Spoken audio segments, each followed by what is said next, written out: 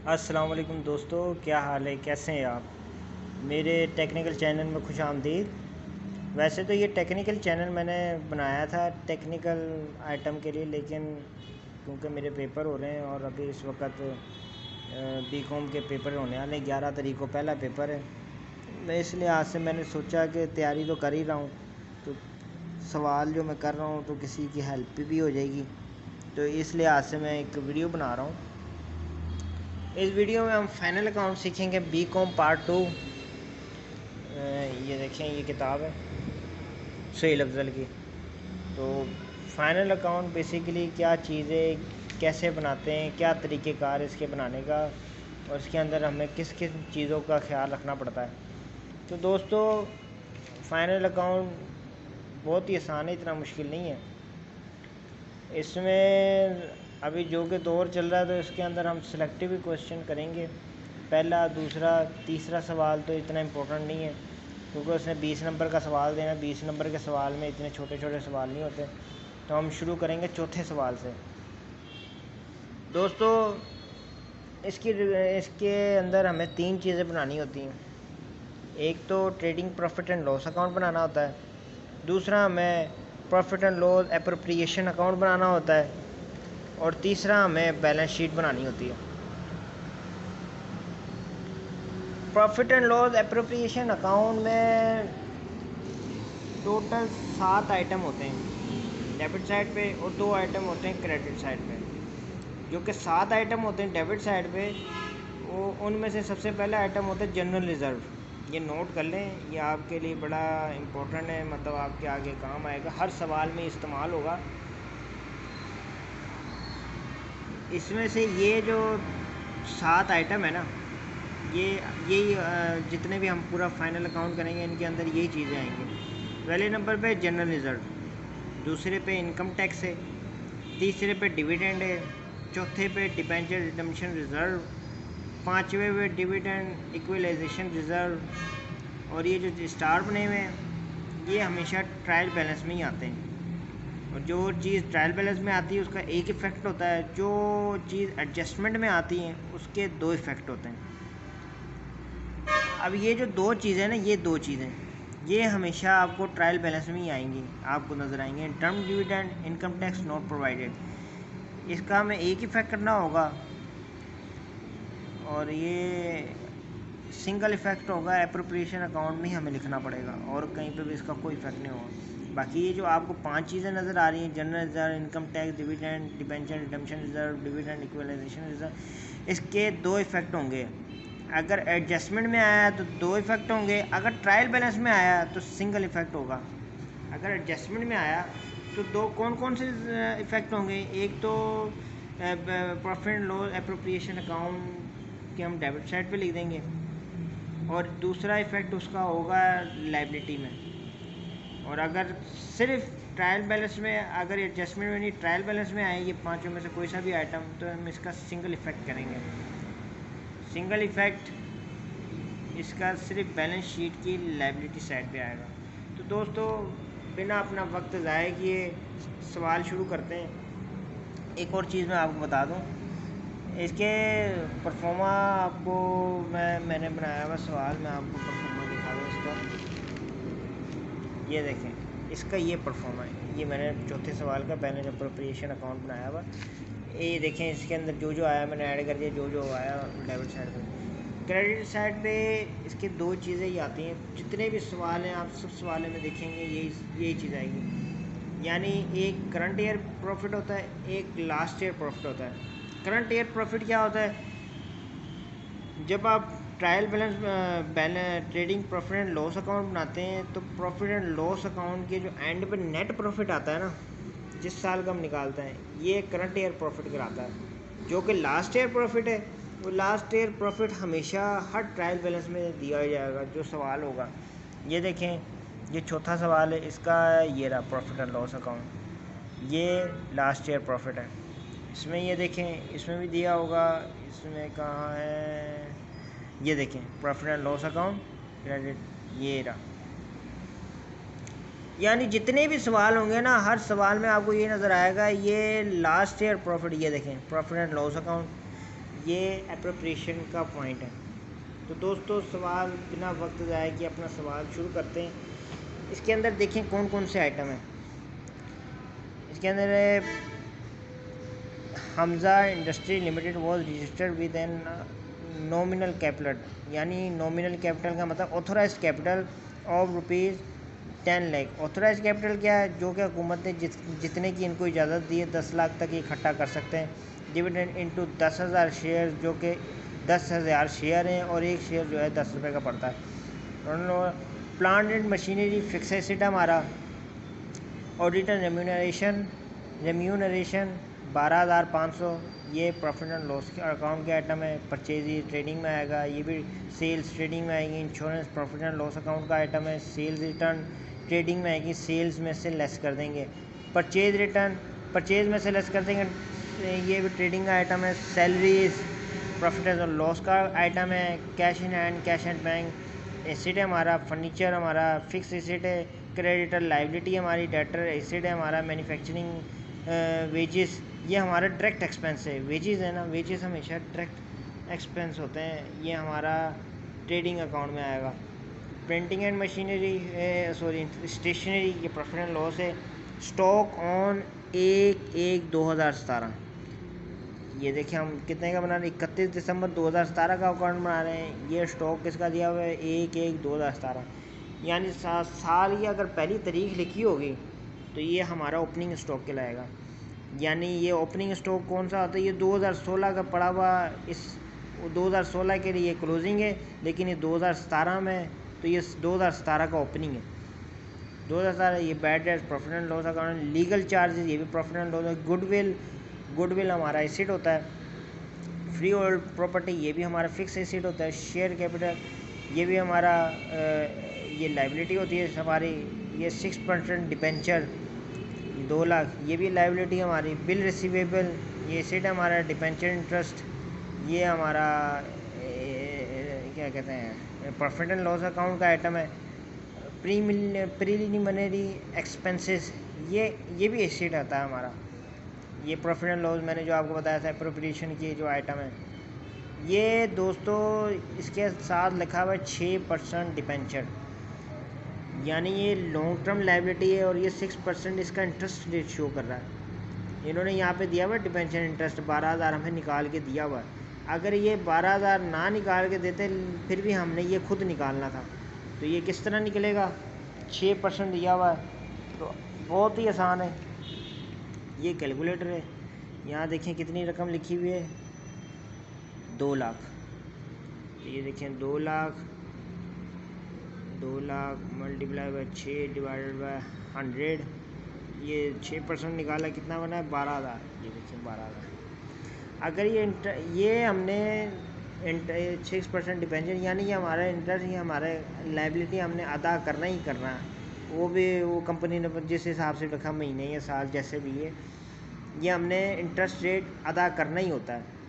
अभी यहाँ पे इंटरेस्ट रेट इन्होंने शो कर दिया। कितने सवाल होंगे जिसमें कुछ इन्होंने अदा किया होगा, कुछ हमें अदा करना होगा। जो अदा करना होगा वो हमारा आउटस्टैंडिंग होगा, उसके 2 फैक्टर, वो जैसे जैसे हम आगे जाते जाएंगे वैसे वैसे बताते जाएंगे। इसके एडजस्टमेंट पे आ जाएँ। Depreciate plant and machinery by 10% and furniture by 5%, यानी प्लांट एंड मशीनरी का 10% डेप्रिसिएशन करनी है और फर्नीचर की 5% करनी है। राइट ऑफ का मतलब है ख़त्म मतलब ख़त्म कर दिए हमने, ख़त्म कर चुके हैं। 1/3 ऑफ प्रीलिमिनरी एक्सपेंसेस, दोस्तों प्रीलिमिनरी एक्सपेंसेस हमारा एसिड होता है।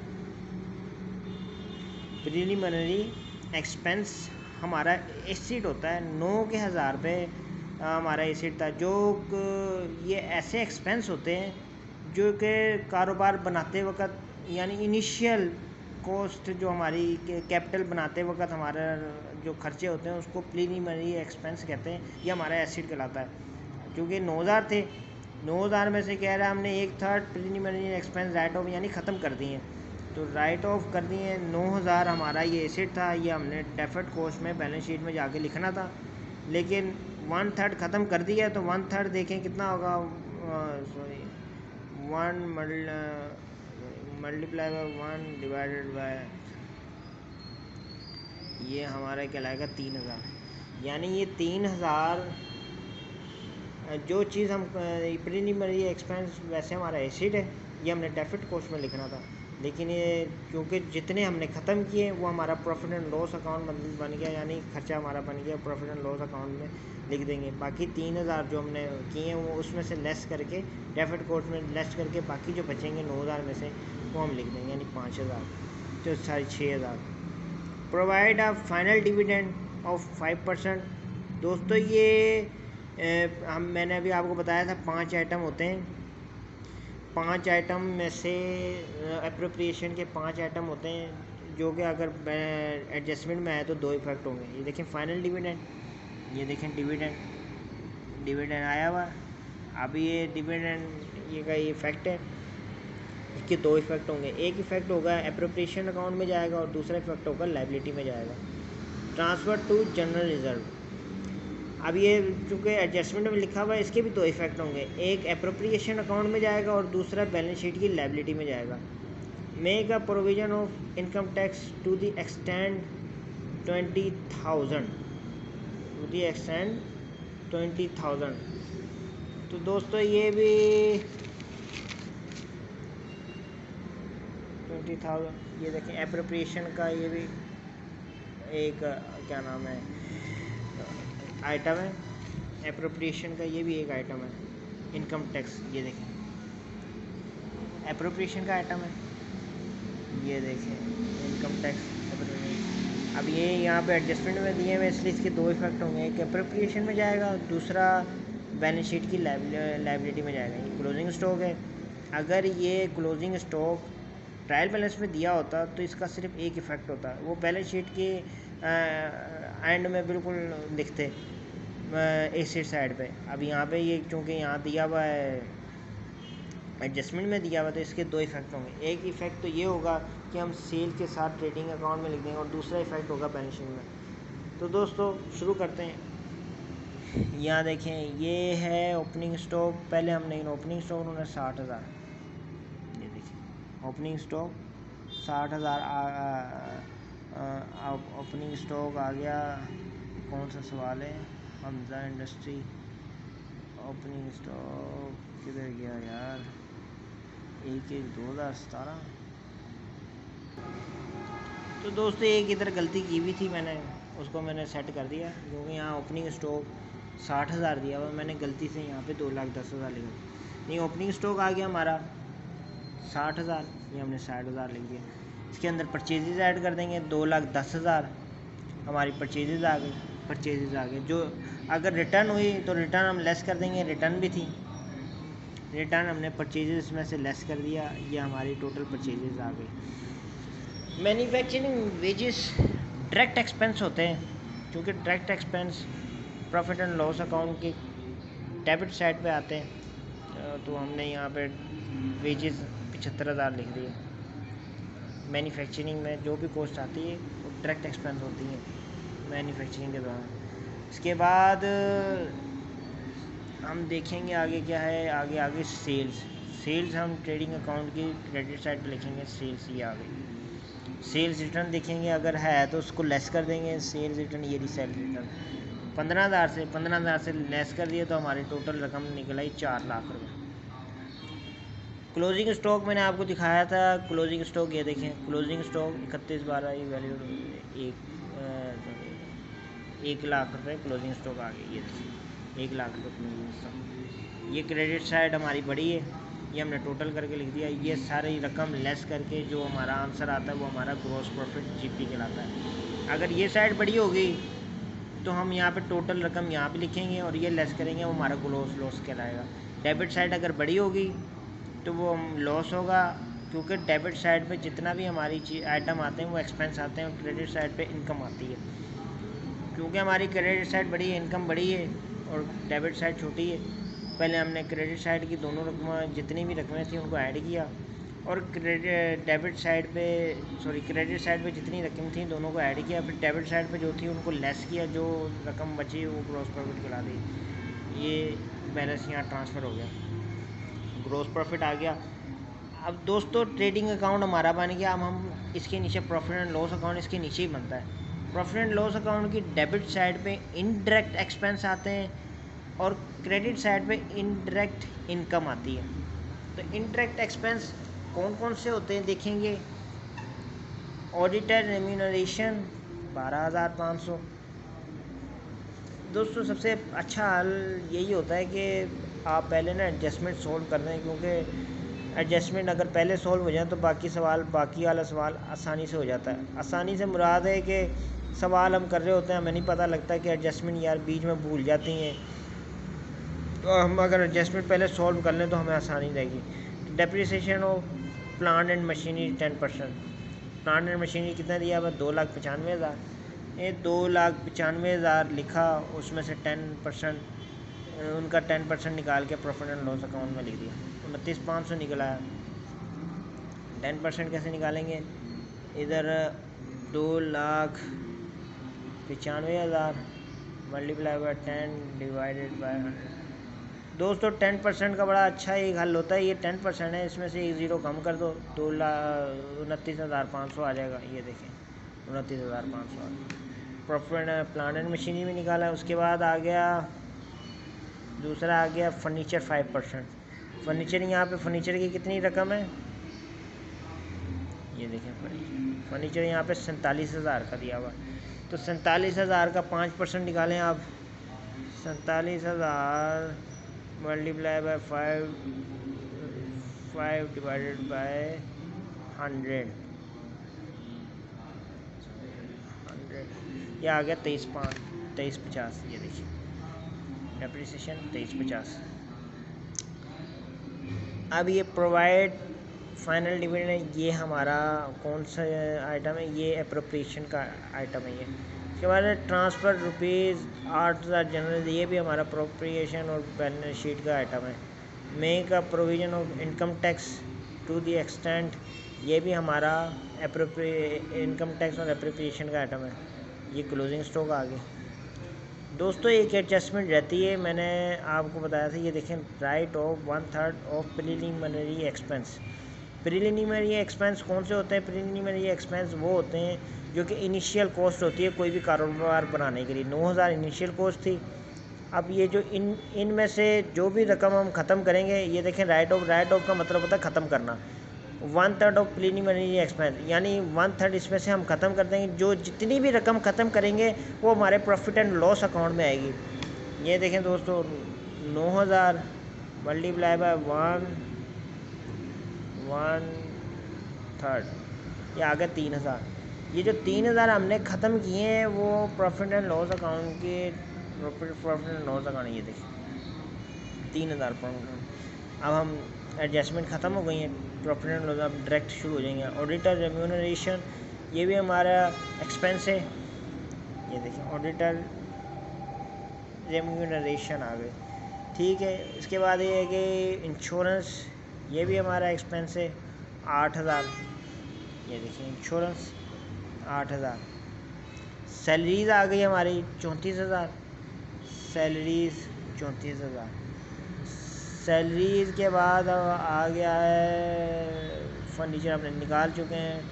ये भी बैलेंस शीट के आइटम है दोनों। मैन्युफैक्चरिंग, ये डायरेक्ट एक्सपेंस हम लिख चुके हैं। Printing and stationery 5,000। Printing and stationery मैंने नहीं लिखा, आप लिखते हैं पूरा। Printing and stationery 5,000। देखिए 5,000। ये ओपनिंग स्टॉक है, लिख चुके हैं। बैड डेट्स आ गए 2,000 बैड डेट्स, अब लिख देंगे 2,000। उसके बाद है लीगल चार्जेस 1,000, ये भी हमारा एक्सपेंस है। लीगल चार्जेस आ गया 1,000, एक्सपेंस आ गया। ये हमारे इंटरेक्ट एक्सपेंस है। गुडविल हमारा एसेट है, ये हम बैलेंस शीट में लिखेंगे। फ्री होल्ड प्रॉपर्टी, ये हमारा फिक्स एसेट है। और शेयर कैपिटल, ये हमारी लायबिलिटी है। 6% डिबेंचर, यानी 6% जो इंटरेस्ट रेट हम देंगे ना इसके ऊपर, वो हमारा प्रॉफिट एंड लॉस अकाउंट आएगा। ये देखें डिबेंचर इंटरेस्ट 12,000, ये प्रॉफिट एंड लॉस अकाउंट के आइटम है। ये 6% डिबेंचर, यानी जो भी हमने डिबेंचर इशू किए हैं, हमने उस पर कोई हर माहाना या सालाना इंटरेस्ट रेट देना होता है। जो कि इंटरेस्ट रेट हम दे रहे हैं 6% के हिसाब से, तो वो भी हमारा एक्सपेंस है। तो हम एक्सपेंस इसका, अगर ये यहाँ पे इन्होंने डिबेंचर इंटरेस्ट दिया हुआ है, अगर ये ना दिया होता तो हमें 2 लाख में से 6% निकाल के ये 12,000 लिखते हैं। ये हमने सीधा इधर डिबेंचर इंटरेस्ट लिख दिया। अब हमारे पास आगे आगे बिल रिसीवेबल, ये हमारा एसिड है। डिबेंचर इंटरेस्ट ये हम लिख चुके हैं। प्रीलिमिनरी एक्सपेंस, इसकी हम मतलब एडजस्ट इसको कर चुके हैं, क्योंकि 1/3 मैंने आपको बताया था इसमें लेंगे। बाकी इसमें से अभी जो 3,000 निकाल दिए, 6,000 जो पड़े वो बैलेंस शीट में चले जाएंगे। ये प्रॉफिट या एप्रोप्रिएशन की आइटम है। तो दोस्तों ग्रॉस प्रॉफिट हमारा निकला था 1,65,000। अब 1,65,000 में से हम ये सारी रकमें माइनस कर देंगे यहाँ तक 12,000 तक, क्योंकि वो अगर माइनस में आंसर आया तो वो ग्रॉस नेट लॉस के लाएगा, अगर पॉजिटिव में आंसर आया तो नेट प्रॉफिट कराएगी। यानी सीधा सीधा कहना है, आप डेबिट साइड बड़ी होगी तो नेट लॉस होगा, और क्रेडिट साइड बड़ी होगी तो नेट प्रॉफिट होगा। क्रेडिट हमारी इनकम है, इनकम में जाहिर सी बात है इजाफा होगा तो हमारा प्रॉफिट है, और एक्सपेंस में इजाफा होगा तो हमारा लॉस है। अब हमारी जो क्रेडिट साइड है वो है 1,65,000, यानी वो बड़ी है, और ये इन सारों को माइनस किया तो हमारा ये नेट प्रॉफिट निकलता है 55,650। ये हमारा इतना प्रॉफिट आया 55,650 हमारा प्रॉफिट है। ये 1,65,000, 1,65,000, यानी जो भी रकम इन दोनों साइडों में बड़ी होगी हम नीचे लिख देंगे। इसके बाद हम बनाएंगे प्रॉफिट लॉस एप्रोप्रिएशन अकाउंट। दोस्तों ये मेरी पहली वीडियो है, मैंने वीडियो बनाने से ज़रा मैं बिज़ी था, लेकिन आप दोस्तों की हेल्प करने के लिए अल्लाह ताला भला करे। कुछ होते हैं नहीं कर सकें, चलो अल्लाह ताला वसीला बनाए, अल्लाह ताला मदद करने वाला है। देखें जी, profit and loss account appropriation account पे आ गए हम। इसमें पहले आइटम मैंने आपको बताया था कि 5 आइटम होती हैं, 5 में से हमें चेक करनी होती है कि कौन कौन सी ट्रायल बैलेंस बनाई है। तो दोस्तों ये आप नोट कर लें, ये आपके बहुत काम आएगा। General reserve, income tax, dividend, debenture redemption reserve, dividend equalisation reserve, interim dividend, income tax not provided. ये जो एंड की 2 आइटम है ना, ये हमेशा ट्रायल बैलेंस में आती है, और इसका हमेशा एक ही इफेक्ट होता है, ये एप्रोप्रिएशन अकाउंट में ट्रांसफर होती है। ये जो 5 आइटम है ना, ये ऊपर वाली 5, अगर ये 5 आइटम एडजस्टमेंट में आई तो इसके 2 इफेक्ट होंगे, एक एप्रोप्रिएशन अकाउंट और एक बैलेंस शीट की लायबिलिटी। अगर ये ट्रायल बैलेंस में आया तो इसका एक ही इफेक्ट होगा, और वो इफेक्ट होगा सिर्फ एप्रोप्रिएशन अकाउंट में खाली जाएगा। ओ सॉरी, एप्रोप्रिएशन अकाउंट में कह रहा हूँ, बैलेंस शीट की लायबिलिटी में जाएगा। दोस्तों अब देखो ये 5 आइटम है, general reserve, income tax, dividend, debenture redemption reserve, dividend equalisation reserve. तो इसमें से देखते हैं हम कौन कौन सा आया हुआ। ऑडिटर रिम्यूनरेशन, इंश्योरेंस आया हुआ, bad debts, legal charges, capital debenture. ये देखें ये आया हुआ है, ये देखें डिविडेंड, इसके 2 इफेक्ट होते हैं।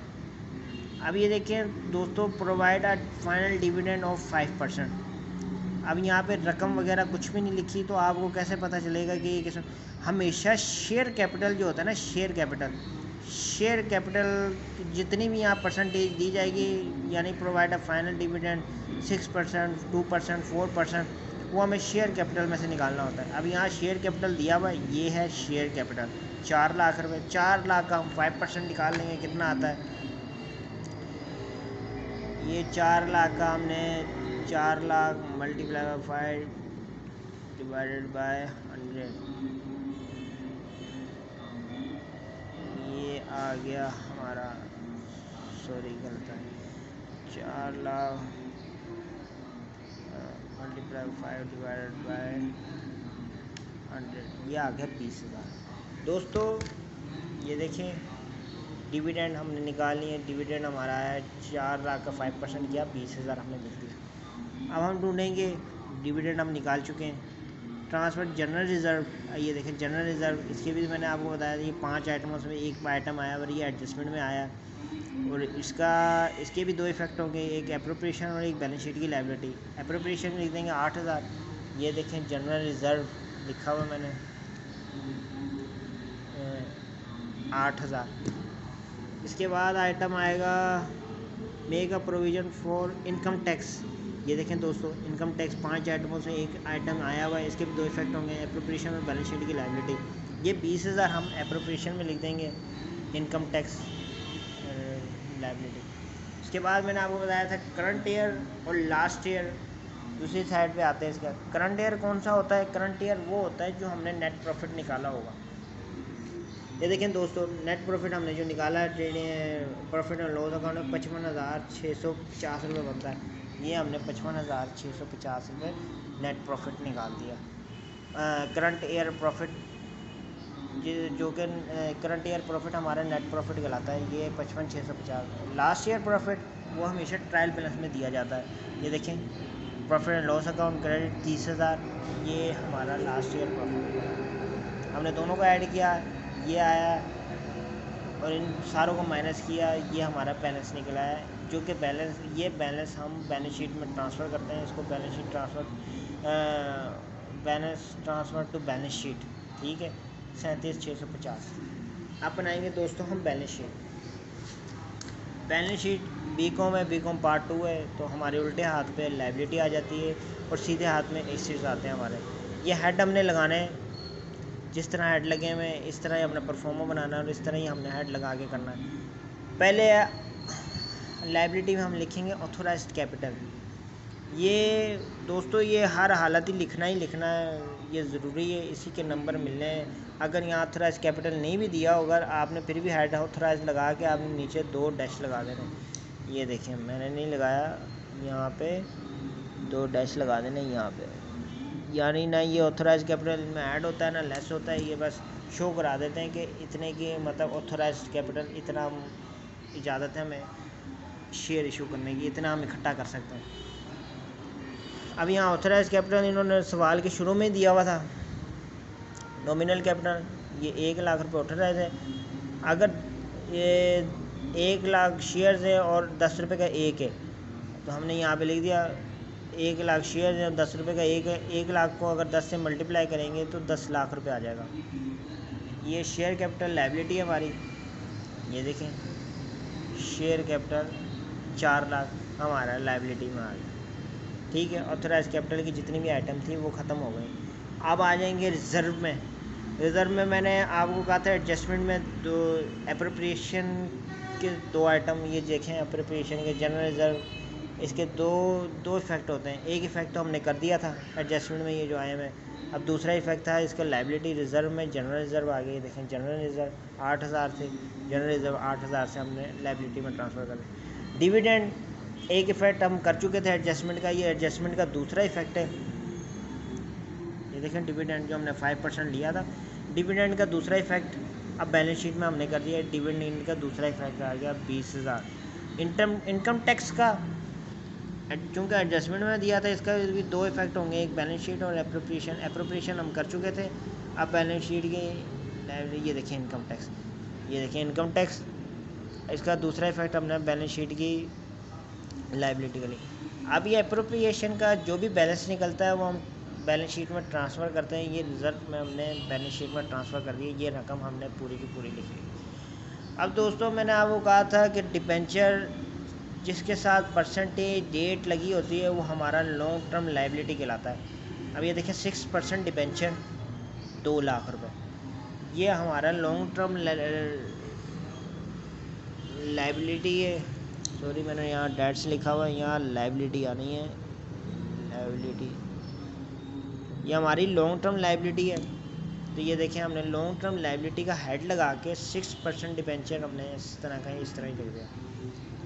अब उसके बाद लॉन्ग टर्म के बाद हम करंट लायबिलिटी देखेंगे कि कौन कौन सी हैं।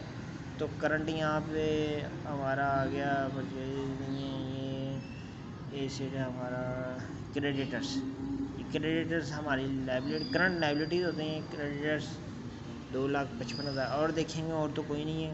डेटर जैसे manufacturing bad debt legal charge, goodwill asset हमारा, ये भी एसेट है, लायबिलिटी है, ये हम नोट कर चुके हैं। बिल से ये भी एसेट है हमारा। डिबेंचर इंटरेस्ट ये भी प्रॉफिट एंड लॉस अकाउंट के आइटम है। यानी हम पूरे के पूरे दे चुके थे पैसे डिबेंचर इंटरेस्ट के। अगर कुछ ना दिए होते तो हम यहाँ पे लाइबिलिटी में शो करते। प्रीमियम एक्सपेंस, इसका दूसरा इफेक्ट अभी हमने करना है, ये हम कर चुके हैं दोस्तों। अब एसिड वाली साइड पे आएंगे। पहले हम ऐड लगाएंगे फिक्स एसिड का। फिक्स एसिड देखिए यहाँ पे कौन कौन से प्लांट एंड मशीनरी हमारा फिक्स एसिड है। ये 2,95,000 है। तो दोस्तों हमने ये 2,95,000 लिखा। हमेशा एडजस्टमेंट में जो रकम दी जाती है उसके दो इफेक्ट होते हैं। ये देखें, डेप्रिसिएशन प्लांट एंड मशीन 10%, जो हमने डेप्रिसिएशन निकाली थी प्रॉफिट एंड लॉस में लिखा था, वो हम डेप्रिसिएशन इस एसिड में से लेस कर देंगे। जो रकम आएगी वो हमारी फिक्स एसिड की होगी। इसी तरह फर्नीचर यहाँ पे 47,000 का दिया हुआ है और यहाँ पे इसकी डेप्रिसिएशन 5% है। जो हमने प्रॉफिट एंड लॉस अकाउंट में डेप्रिसिएशन निकाली थी, पहले हम फर्नीचर फिक्स एसिड हमारा इसी तरह लिख देंगे। डेप्रिसिएशन दोस्तों क्या होती है? डेप्रिसिएशन वक्त के साथ साथ जो चीज़ों का इस्तेमाल होता है उस इस्तेमाल का नाम डेप्रिसिएशन है। यानी जितना इस्तेमाल करते हैं वो बस इन्होंने परसेंटेज का एक रखा, परसेंटेज में। अब ये फर्नीचर है, फर्नीचर इतना इस्तेमाल जितना हो चुका है इतना एसिड हमारा अभी बकाया रह गया। यानी फर्नीचर है 47,000 का था, 5% इन्होंने डेप्रिसिएशन निकालने का हमने कहा, हमने उसकी 5% निकाली। एक तो इफेक्ट हमने प्रॉफिट एंड लॉस अकाउंट में कर दिया था, ये देखें दोस्तों, और दूसरा इफेक्ट हमने एसिड में से लेस कर देना। ये दूसरा इफेक्ट 2350 हमने लेस कर दिया। अब यहाँ पे और देखेंगे गुडविल हमारा एसिड है, फिक्स एसिड है, तो हमने गुडविल भी यहाँ पे 6,000 पे। अब यहाँ पे देखेंगे फ्री होल्ड प्रॉपर्टी। दोस्तों ये भी हमारा फिक्स एसिड होता है।